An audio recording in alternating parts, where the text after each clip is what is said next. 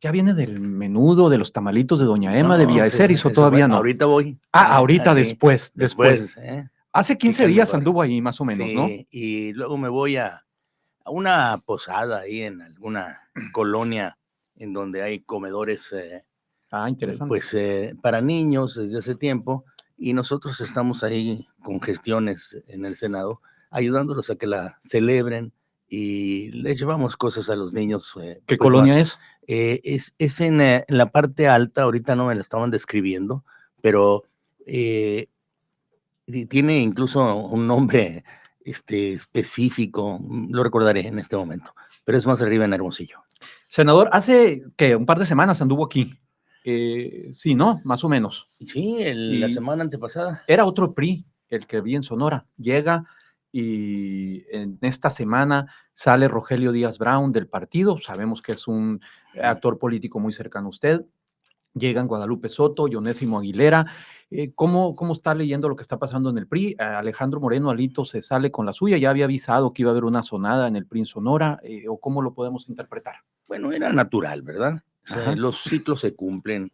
En algún momento incluso manifesté yo que no entendía por qué no salían del PRI, incluso en Sonora, pues todos aquellos que no creían en lo que sucedió, que fue la reelección de una dirigencia fracasada a nivel nacional, y que esto podría cundir en traer como dirigentes a otros que puedan dar los mismos resultados, que es el fracaso. Lo que necesitaba el PRI, lo digo y lo repito, era renovación, y nos dieron reelección. Necesitábamos reflexión sobre lo que nos sucedió y nos dieron reelección de la dirigencia que fracasó. Y no nada más por un periodo más, sino son 3 periodos de 4 años. Eso se llama construir un club. Un club, no un partido político. Y en ello, pues, no estamos de acuerdo muchos. Hay quienes como yo, hace una pausa, vivo mi libertad, pero sigo siendo un militante, y hay quienes terminan su ciclo, como lo hizo Enrique de la Madrid apenas hace unos días, y se retiran, incluso renuncian. ¿Por qué se va PRI. Enrique de la Madrid? Por lo mismo. Pues él Vi dice su mensaje. que está buscando nuevos espacios. Yo creo que ahorita se están construyendo fuera de los partidos políticos tradicionales y que compitieron en la pasada elección de junio, algunas otras fuerzas o partidos o esfuerzos que pueden terminar siendo partidos, y creo que a esos espacios se refiere Enrique de la Madrid, un espacio novedoso. ¿Qué es el PRI ahorita? ¿Tiene futuro el PRI? Sí, yo creo que el PRI sigue siendo un partido político muy importante, no nada más en la historia, en la vida política del país, sino en las próximas elecciones, aun cuando se augure que si no se moderniza el mismo, pues siga teniendo menor importancia numérica. Si alcanzamos porcentajes que son increíbles, increíblemente bajos, que son del 11% de votación o 12% de votación, y podríamos llegar a porcentajes todavía menores, lo cual pondría en riesgo el registro del partido. Y eso no lo merecen muchos de los priistas sumamente leales que están esperanzados en que presentemos una nueva cara y demos una mejor lucha. Mario Fabio Beltrones no va a emular los pasos de Enrique de la Madrid y de otros priistas que se fueron. ¿Va a permanecer en el PRI o lo vamos a ver por ahí en algún otro lado? Yo he dicho que mi ADN es del PRI. Y así fue como nací, he construido todos estos esfuerzos. Este último de junio del año pasado lo hicimos confiados en que se necesitaba participar para no permitir que un solo partido político dominara otra vez la escena nacional y que le pudiera hacer daño, como es el partido Morena y sus aliados. Creo que dimos esa lucha. Alcanzamos en buena parte el propósito, Jesús, pero el partido gobernante, el oficial, Morena, junto con sus aliados, lograron una mayoría espuria en la Cámara de Diputados. La sobrerepresentación. Una sobrerepresentación, a ver si vale el 54%, ellos cedieron el 74%. ¿Por qué? Porque dominaron, colonizaron el Tribunal Electoral, y ese Tribunal Electoral, que por cierto está incompleto por voluntad de ellos mismos, que no han querido nombrar a los otros dos, les dio 20% de sobrerepresentación, con lo cual pueden cambiar arbitrariamente la Constitución.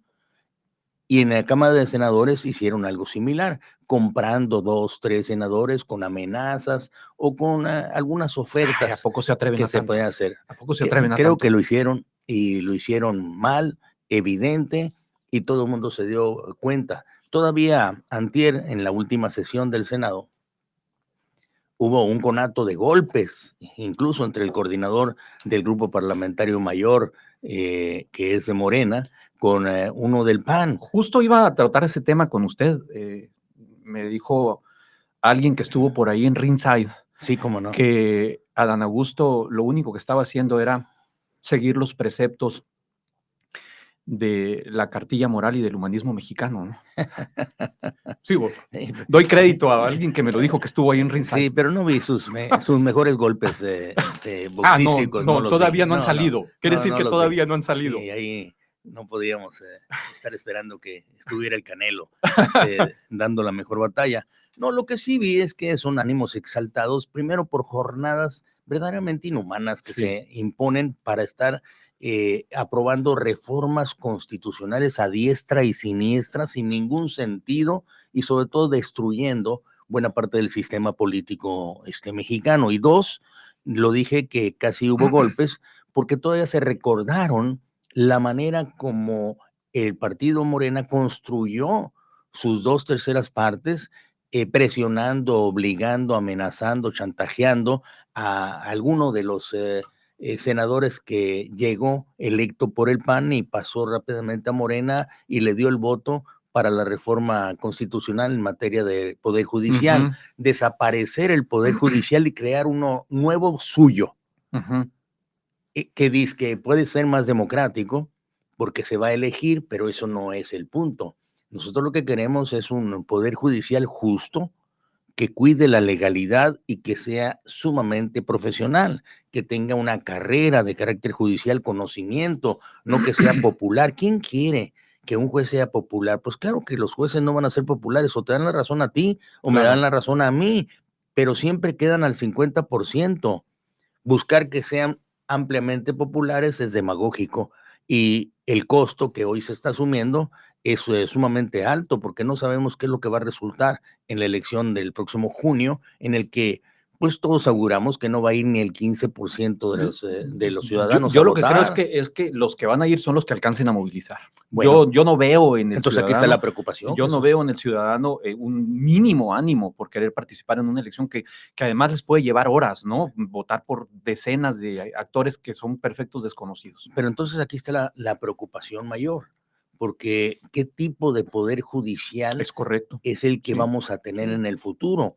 ¿Con qué supuesta legitimidad, si lo que buscaban era voto popular del 15%, del 100%, van a establecer que ellos son los populares o los más adecuados e idóneos?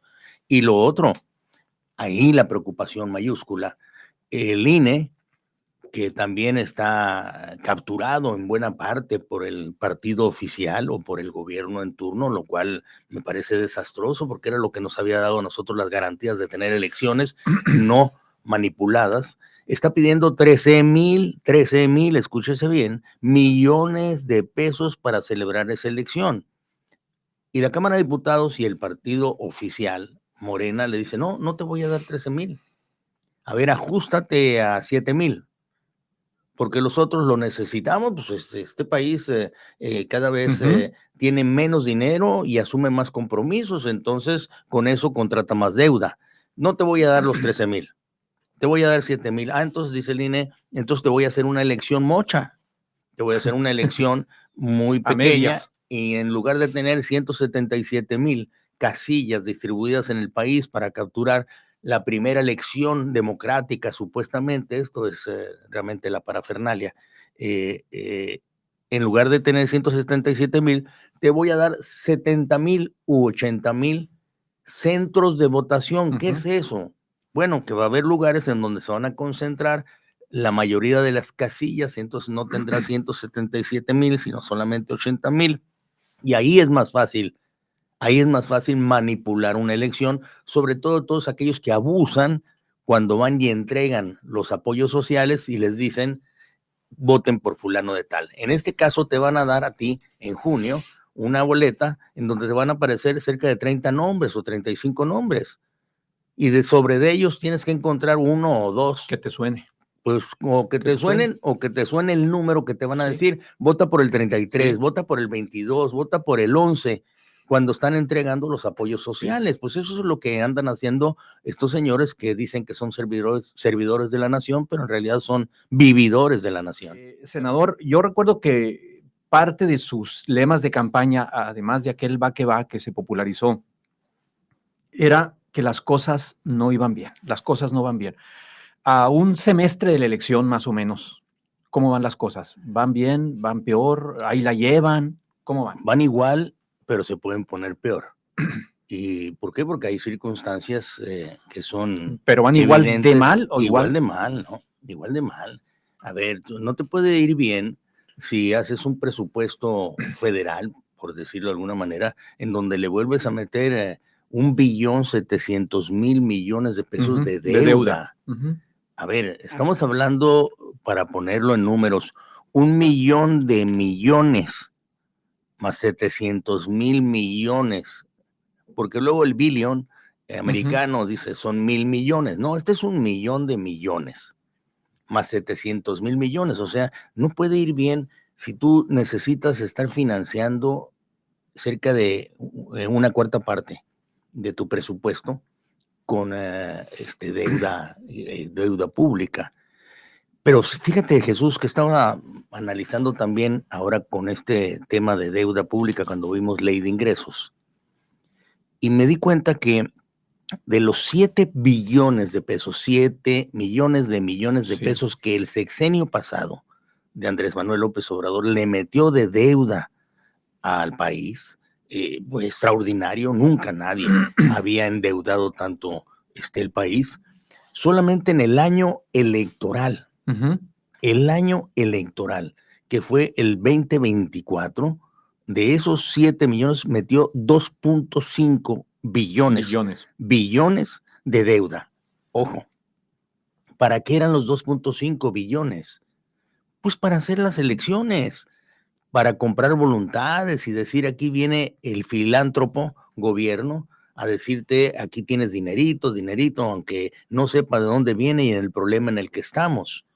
Pero no lo está sacando del crecimiento económico, lo está sacando del compromiso o comprometer a muchas generaciones adelante con una deuda impresionante del país. De eso no se había atrevido nadie, ni se ha dicho.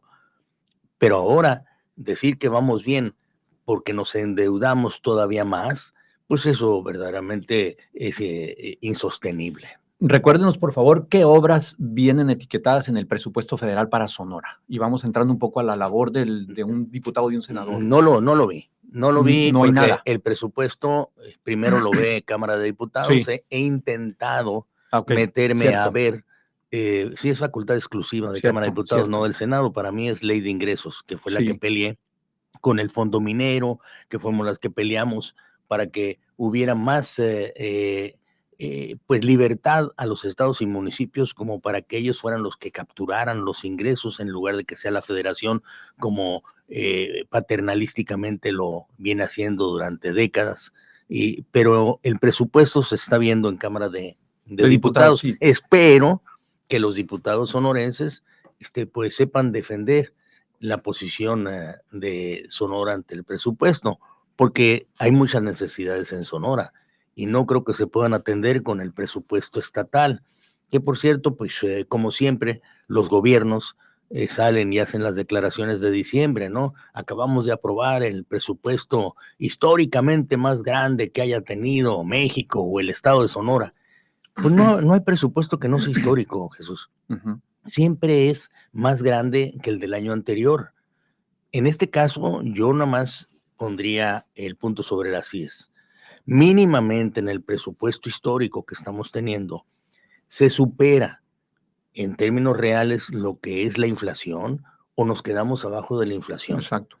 Porque si nos estamos quedando abajo de la inflación, entonces estamos perdiendo, que es lo mismo que está sucediendo con los sueldos y salarios. Y signo del problema, incluso, es esta nueva ley que se hizo también y que pasó por el Senado, y la metimos en la Constitución, los salarios máximos. Porque ahí también se especifica que tendremos que homologar y meter a mucha burocracia, maestros, médicos, como lo prometió la actual presidenta de la República. Pero a diferencia de todas las otras reformas que hemos llevado a cabo constitucionales, esta no se ha publicado. Y no se ha publicado por una razón específica, estoy seguro. No tienen dinero para pagar todo lo que andan diciendo. Y entonces el secretario de Hacienda haber dicho, deténganme eso. Senador, ya que toca el tema de la minería, bueno, para nadie es un secreto que es un sector fundamental para el dinamismo económico de Sonora. Aporta, a ver, corríjame si estoy mal, pero el 17% del Producto Interno Bruto del Estado, 25% si sumamos proveedores, más o menos, genera algo así como 15,000 empleos directos, y el salario promedio de la gente que trabaja en el sector minero registrado ante el IMSS es de 35,000 pesos mensuales. Es un sector que mueve la economía. Que mueve la economía del Estado. Y vi su participación en tribuna proponiendo regresar el fondo minero. Este tema, que es tan importante para Sonora, por cierto, su colega en el Senado, la senadora Lorena Valles, es la presidenta de la Comisión de Minería. Sí. Este tema, ¿hay algún consenso entre los senadores de Sonora, entre Heriberto, entre usted, entre Lorena, entre Lili, como para decir, a ver, señores, dejemos diferencias de lado y vamos poniendo coincidencias y metamos el tema que viene insisto, a dinamizar la economía del Estado de Sonora? ¿O fue una idea de Mario Fabio Beltrones y los otros, como decía un célebre personaje que usted conoce muy bien, pues ni lo vieron ni lo oyeron? Sí, la verdad fue una idea compartida con Lili Telles. Lo hicimos en campaña y dijimos que íbamos a procurar que nos regresaran lo que nos quitaron. ¿Por qué digo que nos quitaron? Pues porque cuando a mí me tocó ser diputado, eso sí, modificamos la ley de ingresos y también el presupuesto para beneficio de Sonora, sobre todo de Sonora, de todos los pueblos mineros del país, pero Sonora se lleva cerca del 33 o 34% ¿no? de sus ingresos, y procuramos hacerlo con una limpieza que no ofendiera a la federación, pero sí le enseñara a la federación cuál es la diferencia entre impuestos y derechos. Los impuestos hoy en día los cobra la federación y nos comparte. Ahí es en donde viene la magia de qué porcentaje de los ingresos totales llegan a cada una de las entidades, y ahí se andan peleando algunos gobernadores justamente porque les regresen lo que realmente merecen, como el de Jalisco y otros más que dicen que piensan hasta descoordinarse de la federación si no les mandan los recursos suficientes para atender las necesidades de su gente. Yo no sé por qué los demás gobernadores y gobernadoras no hacen lo mismo, porque está demostrado que los estados son mejores recaudadoras que la federación. Claro. Si hoy en día la federación recauda y te manda el 20%, ¿por qué no mejor lo hacemos al revés? Que los estados recauden, que son más eficientes, y que le manden el 20% a la federación. Mantengamos nosotros a la federación, pero no que la federación nos tenga secuestrados.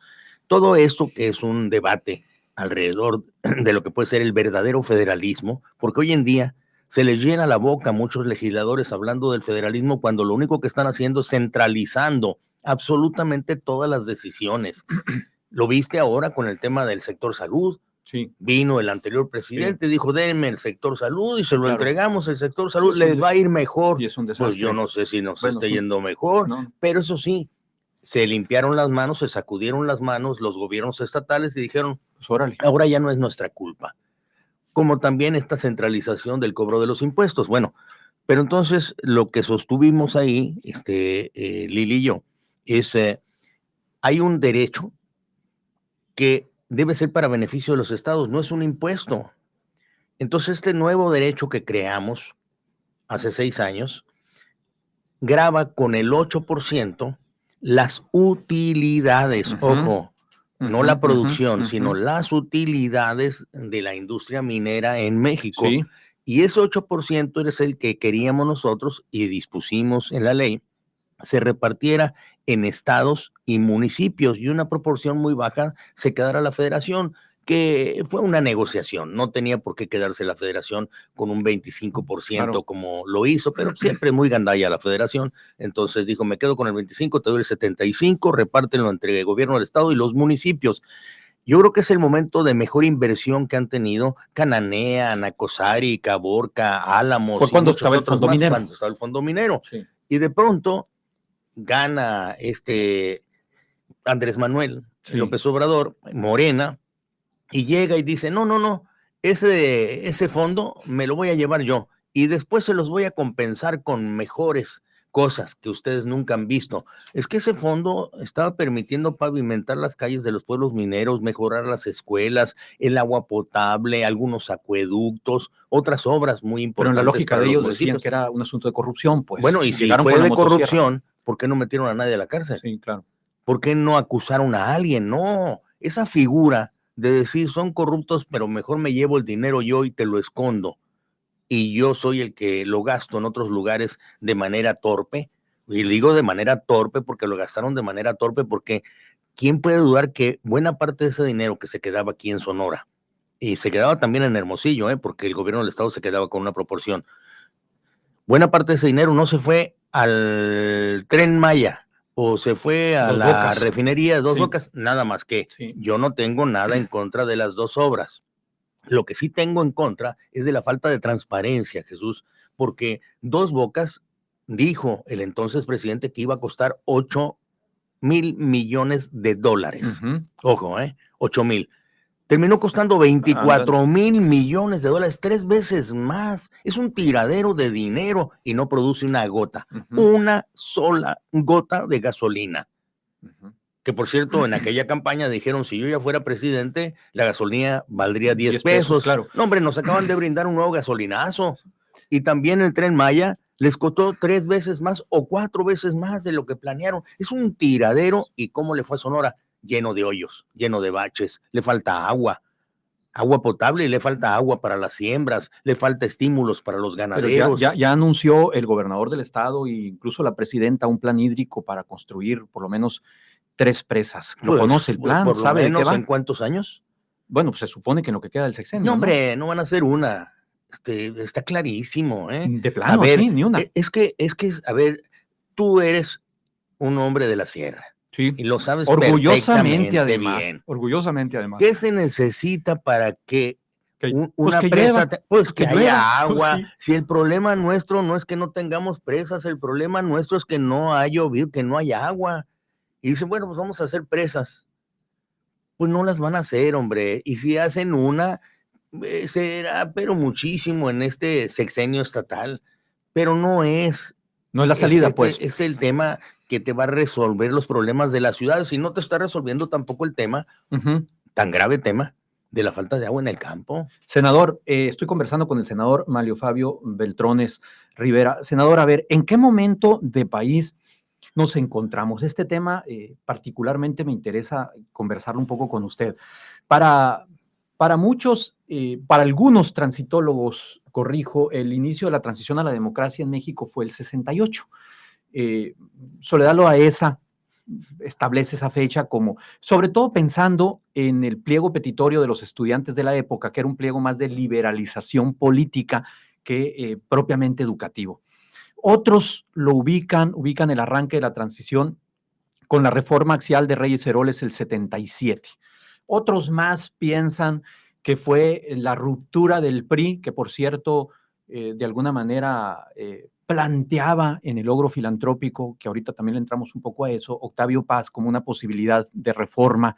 La ruptura aquella donde salen Cuauhtémoc Cárdenas, Porfirio Muñoz Ledo, el 87, para la elección del 88 con la caída del sistema. Años más, años menos, el país arrancó un proceso de transición a la democracia. ¿Cómo está ese proceso ahorita? ¿Cómo lo ve Manlio Fabio Beltrones? pues con la trayectoria política que tiene, con el trabajo desde el Senado. Es un proceso que se está interrumpiendo, es un proceso que se está ralentizando.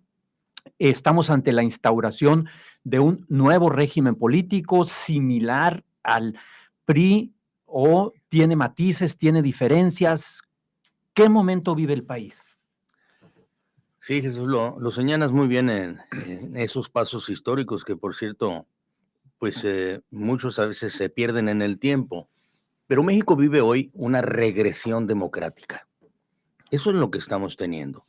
Aquel 75 en el que Octavio Paz hace su ensayo sobre el logro filantrópico y que tiene sus efectos en ese 77 cuando Reyes Heroles viene y crea los diputados de partido para poder ampliar el debate en el Congreso, escuchar más voces que las de uno mismo, porque las únicas voces que se escuchaban en el Congreso en aquella época eran las de ustedes, eran ¿no? las del PRI. Sí. Y no era posible que entonces, aunque hiciéramos elecciones, se pensara que esto era democrático. Es como hoy en día, eso sí es un eufemismo, pero como hoy en día se piensa que son demócratas porque hay elecciones. Bueno, la democracia no es nada más electoral, Jesús. La democracia es más amplio, un término mucho más amplio. Y la democracia implica que el que gana gobierne, pero que no imponga, sino que negocie, consense, construya y acuerde. Y con eso respete al que no piense igual que él. Pero eso no se ve ahorita. Yo por más que veo, que escucho, trato de seguir en la medida de lo posible las sesiones, particularmente del Senado. Me gustan más las del Senado, independientemente de los espectáculos como el que vimos esta semana. Y veo posicionamientos de senadores de la oposición, pero no son más que para el testimonio y para que quede registrado en el diario de los debates. Nadie escucha, parece que estamos perdiendo esa capacidad de escuchar también, senador. Sí, todos ellos siguen una línea. Y por eso yo hablé de logros, que están resucitando al ogro filantrópico. ¿Y ese ogro cómo viene? ¿Viene más filantrópico que ogro? ¿Viene más ogro que filantrópico? ¿O viene reseteadito? Para que sea filantrópico debe haber dinero. Sí, y hay dinero. Yo creo que hoy hay dinero en base a lo que son una deuda nueva contraída, pero no se sostiene por sí mismo, porque no puede sostenerse que pueda haber más dinero si no hay crecimiento económico. Si tú no tienes un crecimiento económico ni del 1% anual, pues no puedes pensar que vas a conseguir más dinero. Es como este engaño de poner en el presupuesto para el próximo año de que vamos a crecer del 2 al 3%.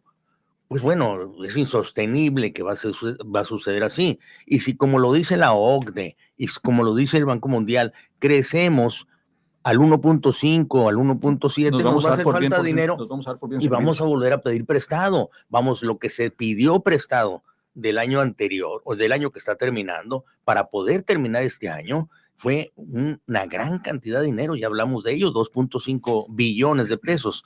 Entonces viene más ogro que filantrópico.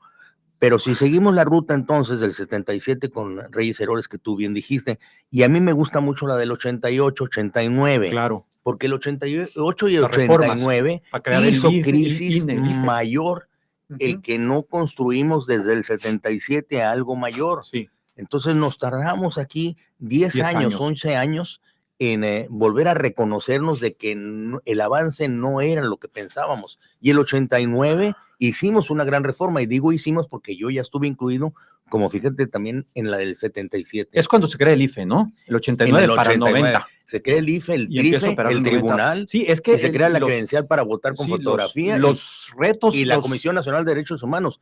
Todas esas instituciones que quieren destruir este gobierno. Allá voy. Los retos que plantea, y lo hace muy bien maestro José Boldenberg, cuando habla de la incipiente transición a la democracia en México, era, pues, había que desterrar primero la desconfianza del electorado que era una desconfianza que se traducía en abstención.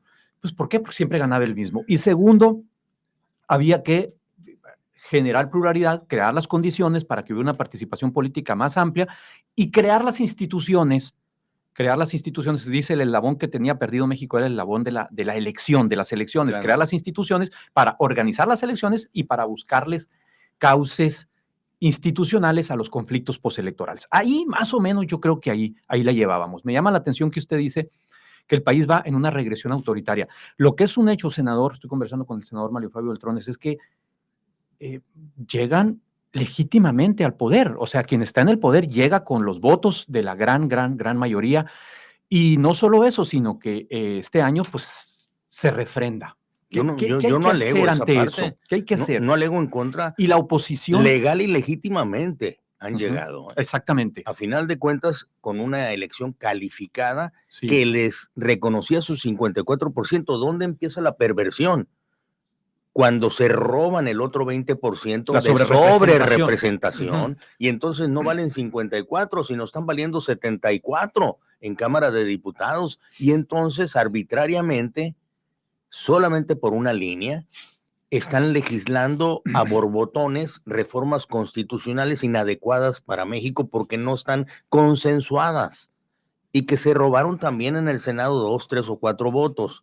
Vamos, los ánimos que decíamos que vimos el día de antier, ahí que casi terminan en golpes, que afortunadamente no fue así, es también por cansancio, por que no se platican bien estos asuntos como para que en la discusión pues pueda salir una solución.